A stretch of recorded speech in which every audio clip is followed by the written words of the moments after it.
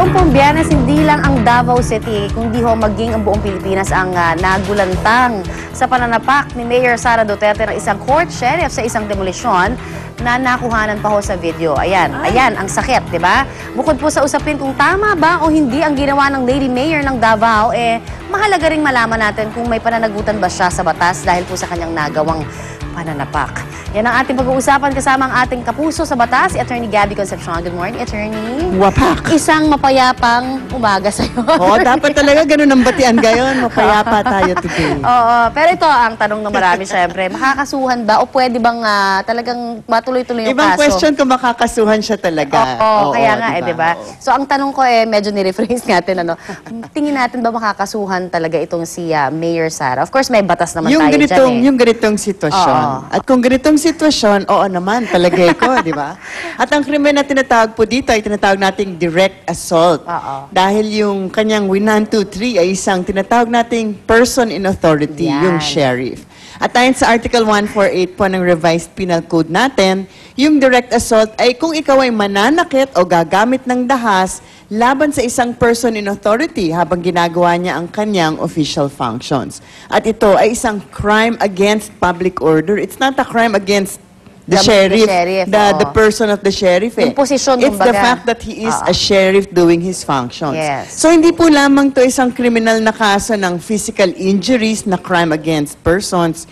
Iba yung susundukin mo yung sheriff, yung police, isang public school teacher, yung judge o yung barangay captain, di ba? May mga gumagawa din naman. Ibahin niyo po yung ganong klaseng suntukan sa suntukan ng dalawang lasing sa kanto, di ba?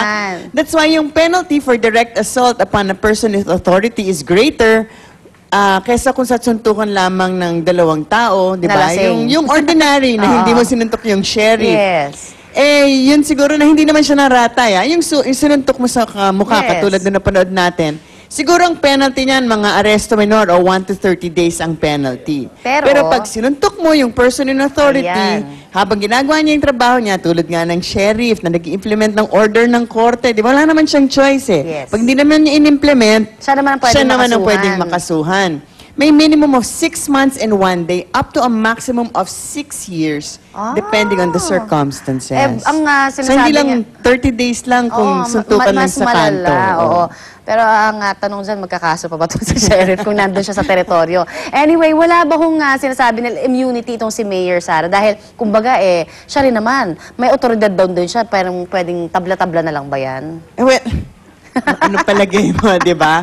Sa palagay ko nga, aggravating o mas nakalala pang circumstance na siya ay isa ding person in authority or a public officer. Ayon po sa sinabi natin kaninang provision ng Article 148 ng Revised Penal Code, mas malaki yung penalty at maaari nga ito maging maximum of 6 years kung ang may gawa ng sala ay isa ding public officer, di ba? Kasi ang pinaparusahan nga po ng batas, yung defiance against the state or yung representative ng state. So, syempre, mas malaki din naman yung problema kung yung offender or yung nanapak ay isang tao na dapat ay mas kilala niya, di ba? Dapat yung respeto sa batas. Paano daw kung magdemanda yung court sheriff? Magkakaroon pa rin ba ng kaso? Syempre, di ba? Syempre naman. Actually, masigurado. Kasi ngayon ang nagiging problema nila, paano kung hindi mag-file si sheriff ng kaso? Tuusad ba yung kaso? Yun ngayon nagiging debate. Sabi nung iba, syempre, di ba? Kasi it's not nga against him personally, it's against the state. So, yung people of the Philippines can actually go against him. And of course, pwedeng magkaroon ng kaso sa DILG. They can probably review. Klaseng mga kaso Kasi pwede maging administrative, di ba? Of course, there's the criminal case, tulad ng sinabi natin. Siyempre, meron na yung nakasabit na kaso for damages. Kasi nga, sinaktan mo yung isang tao na labag sa batas. Maaaring magkaroon din ng administrative case sa DILG na magkaroon ng penalty of reprimand, suspension, dismissal, pero hindi pa nga natin alam kasi dun sa kaso ng Kalinga governor na napak naman ng isang radio commentator. Actually, hindi pa na-actionan ng DILG. Nasa Malacanang na daw, pero hanggang ngayon, wala pa rin tayong balita. At since abogado din naman si Mayor Duterte, actually, baka magkaroon din ng posibleng kaso na ihain sa Integrated Bar of the Philippines and eventually sa Supreme Court dahil baka bawal to sa kanyang isang role as a lawyer. Yan. 'Di ba? Meron tayong Sinusundan role, dapat, oo, na role. biglang ehemplo. So in the end, masasabi ko lang, ang general rule naman talaga dapat ay sumunod sa batas. At yung mga taong gumagawa ng kanilang trabaho na legal at ayon sa tamang proseso, dapat naman siguro hindi natin sapakin, 'di ba? And we cannot always resort to violence, di ba? Our public Yes. officials should always set a good example. Hindi excuse yung frustrated ka, papagod ka, ang dami mong trabaho, nabuisit ka. Otherwise, parang road rage lamang yan, di ba? Yung mananakit ka ng tao dahil napeste ka sa kanya, civilized society calls for nothing less, di ba? Otherwise, suntukan na lamang sa kalye ang magiging di ba? Paraan natin para mag-settle ng ating mga problema. Oo, para kay na hindi Pangkarang naman Batas. pwede. Yes. Ayan. Lapit na Pero, tayo. di ba? Naging exciting ang Twitter at Ayo. ang Sobra. buong net world. Meron pa nga humihirang, di ba, kay Mayor Sara na talagang dapat Mawawalan pa ng titulo si Manny the Yeah. Pacman Pacquiao. Ayan, pag may tumawag po sa inyo ganyan, medyo gumano na kayo.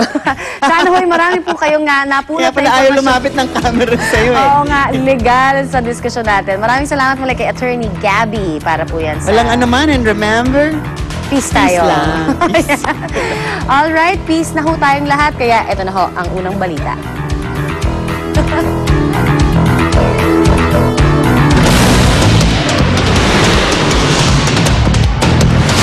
Ang mga unang balita